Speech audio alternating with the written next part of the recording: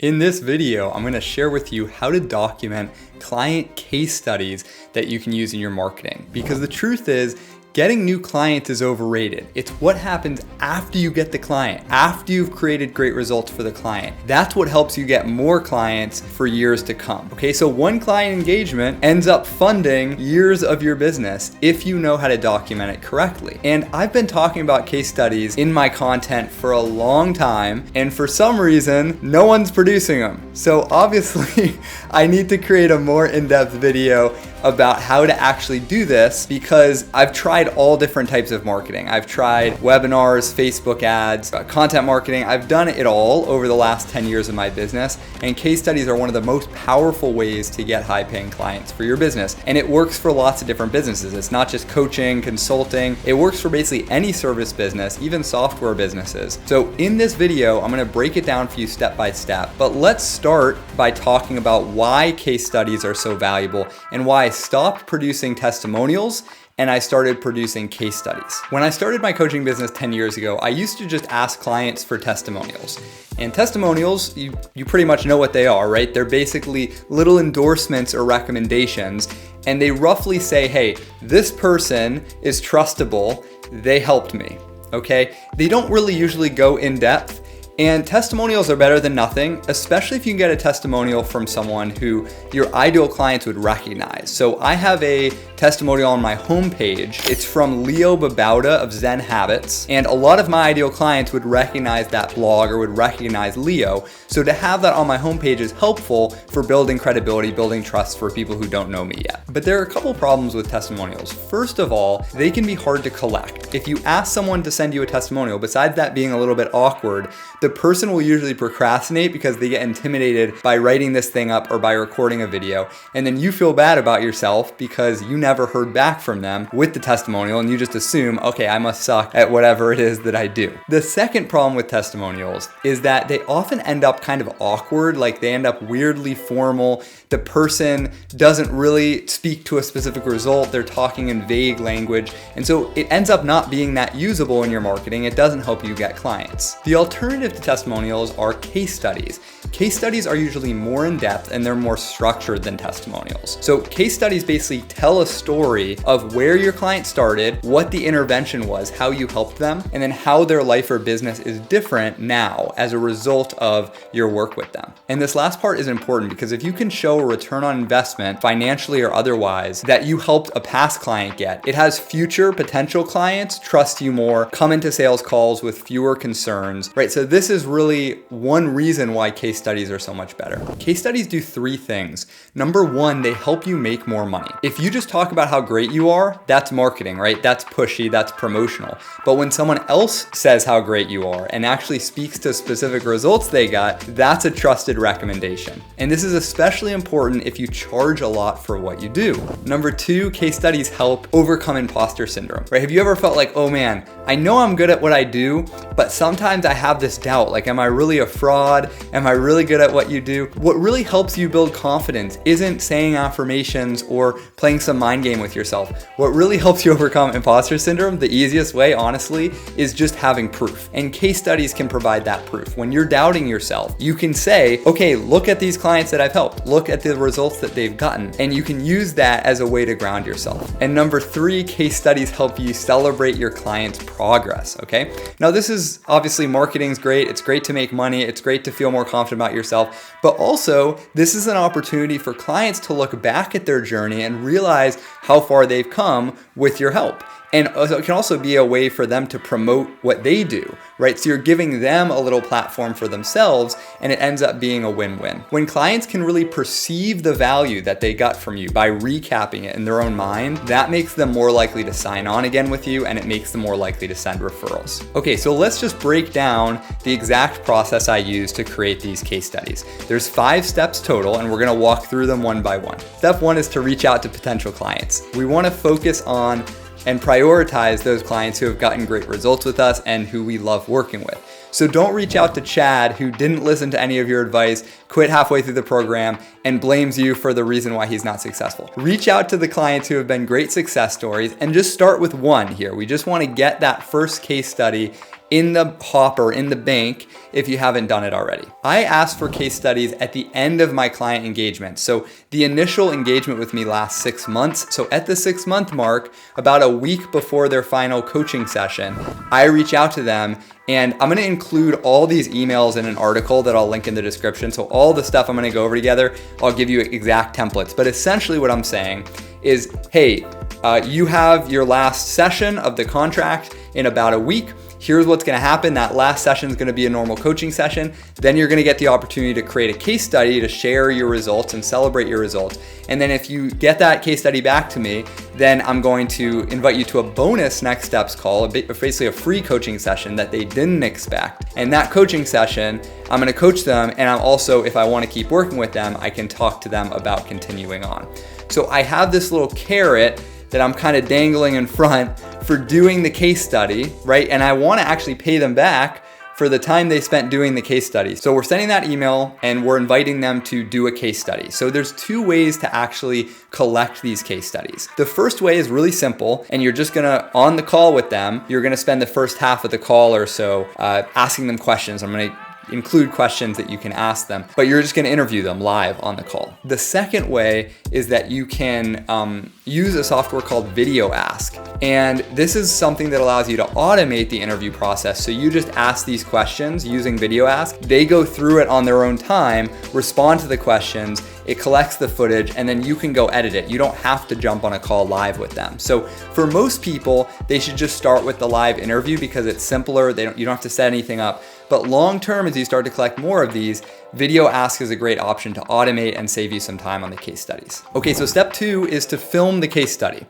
And like I mentioned, there's 2 ways to do this. You can just schedule a call on Zoom with them and ask them the questions live and record the call, obviously, or you can use Video Ask. In the article in the description, I'll link to, the specific questions I use, but there's 3 main things we need to get. Okay, I have like 7 or 8 questions I actually ask, but the 3 main things show the arc of the story we want to tell. So the first is, where were you before we started working together? What was happening in your life or your business? What problems were you experiencing, right? This is when your ideal clients can look at it and say, oh, I'm in that situation now. It's what catches their attention. The second is, what specifically did I do to help, right? What did you enjoy about the experience? What were the specific things that allowed you to make progress? And this is what separates a case study. It's one of the things that separates a case study from a testimonial, right? Because testimonials are usually just giving props to the service provider or speaking to a result. But we actually want to give some value here. We want to say, hey, if you're in the situation this person's in, here's a general sense of what might be helpful for you. And of course, people will always pay you to help them implement the thing. Number 3 is, what are the specific results you got? How is your life or business different now? So do you see how this tells a story of the before and then the after, and the intervention that really supported the person? And this is Video Ask. So this is the actual software I use, and I ask the question on the left, and then people can record their answer on the right, and then I get it, right? I can just download the responses. I also like to share some tips with clients before we record, whether it's with Video Ask or a live interview. I like to tell them, make sure you have good lighting, you have good audio. There isn't like things you can't edit out afterwards, like crazy background noise, or their face is washed out or totally dark. Make sure that they're centered in the screen. There's not a ton of space above their head like this. I say you can write some notes to yourself, but please don't read from the notes, right? Because then it sounds scripted. Actually have them make eye contact with the camera or the webcam that they're using. And then I also have them refer to me by name to say, hey, when I worked with Greg, here's what I liked, instead of speaking to me when I worked with you, because I'm gonna edit myself out of it. So it's just gonna be them speaking about Greg, and I want them to use my name instead of saying you in the final version. Okay, so at this point, you've invited them to record the case study. You've done it using Zoom or Video Ask. Now it's time to download those responses, edit them into a video and a written version, a transcript that we can post on our website.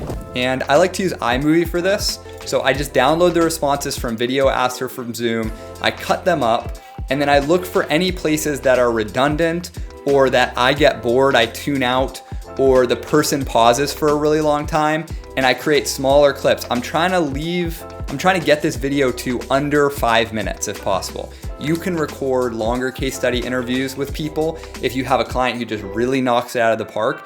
But for these shorter case studies, I like to keep it under 5 minutes. And then I export it, right, out of iMovie, just file, share, and then I have the file for myself that I can upload. I use Vimeo for this. So the reason I don't use YouTube is I don't want them seeing ads at the beginning. I don't want them seeing other videos to click on at the end of watching it. I want them to apply for a strategy session, right? I want them to work with me. So one of the things that you can do with Vimeo is you can have an end screen. So when the video ends, they see this, right? This could be you, apply for a strategy session with Greg, and they have this button that they can click, which goes to my apply page. Okay, so you don't have to use Vimeo, but I like to use it because you get to have that customization. If you don't want to use Vimeo, just have it on YouTube and have the video as unlisted.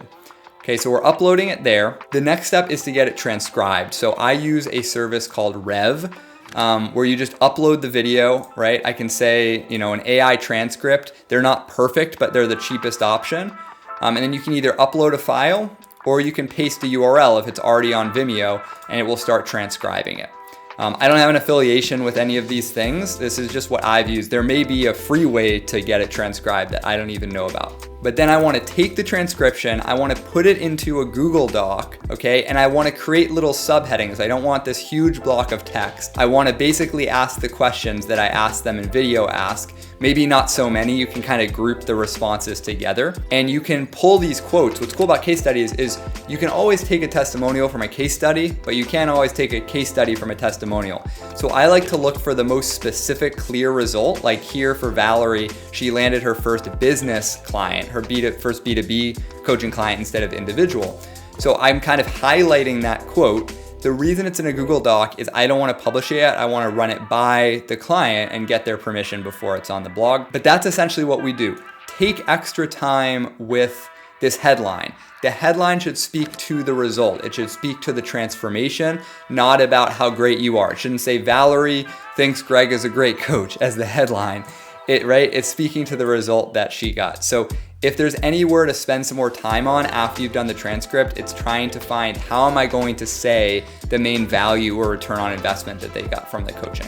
So here are some examples for my case studies. Tripled her prices, figured out what her best clients had in common, doubled his old tech salary, filled multiple group programs, right? Increased his prices. So you can kind of see the theme here of, for me as a business coach, I'm gonna usually speak to getting clients, making money, things like that. And I try to, if I can, show a before and after in the headline. Okay, so now you have the video edited and you have the transcript. So you can just stop here. That could literally be a full case study and you could just be done. I'll show you an example of what it looks like when you just have the video and the transcription. So this is now up on my blog, right? It has this client of mine who's a leadership coach. It has the video, which is about 3 minutes long, has some subheadings. It has this quote highlighted, and then you'll see that I have buttons at the top and bottom to actually have people go apply for a strategy session. If you don't have a call to action on your case studies, don't assume people are gonna go find out how to contact you and become a client. Make it easy for them. So you can stop here, but what I like to do is I like to create a little narrative case study that I write, and I use obviously their words as a jumping off point, but sometimes you can add details that the client forgot, or you can add your own little spice to it. And especially if you're a good copywriter, it's a good opportunity to take that raw material they gave you and make it even better. What's kind of cool about this is like this video is about writing a case study, but really you don't actually have to write the case study. Your client does most of the work for you. And you just have to plug it into this structure, which I found works really well. So you're basically gonna use the blog headline as the subject line. Sometimes I'll change it a little bit. And then you say, hey, this person came to me with this problem. We worked together and they got this result. So you're sharing the before and after. Here's how we did it. And then try to break it down simply into 3 main buckets of what you worked on. Obviously, when you actually work with clients, it goes all over the place. There's a ton of things that go wrong and that you work through. But we really want to make it feel simple and highlight the 3 main things.